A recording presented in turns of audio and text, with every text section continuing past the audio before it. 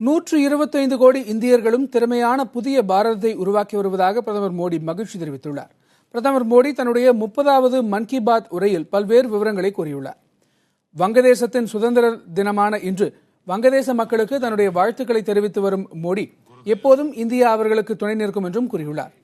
சம்பரன் சத்தியாகிரகம் நடைபெற்று 100 வருடங்கள் நிறைவடைந்திருப்பதையும் மோடி நினைவு கூர்ந்தார்.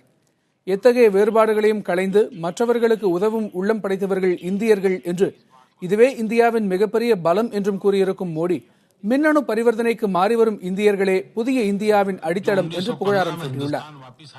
உணவு வீடாக்கப்படுவதற்கு வருத்தம் தெரிவித்திருக்கும் மோடி, மன அழுத்தத்தில் இருப்பவர்களை இயல்பு நிலைக்கு கொண்டுவர அனைவரும் உறுதுணையாக இருக்க வேண்டும் என்றும் வலியுறுத்தினார். சர்வதேச யோகா தினத்தை முன்னிட்டு யோகாவை அனைவரிடமும் சென்று சேர்ப்பதற்கான யோசனைகளை தெரிவிக்கும்படியும் மோடி நாட்டு மக்களிடம் கேட்டுக் கொண்டார். பெண்களுக்கான மகப்பேறு விடுமுறை அதிகரிக்கப்பட்டிருப்பது குறித்தும் மன் கி பாத் உரையில் அவர் பேசினார்.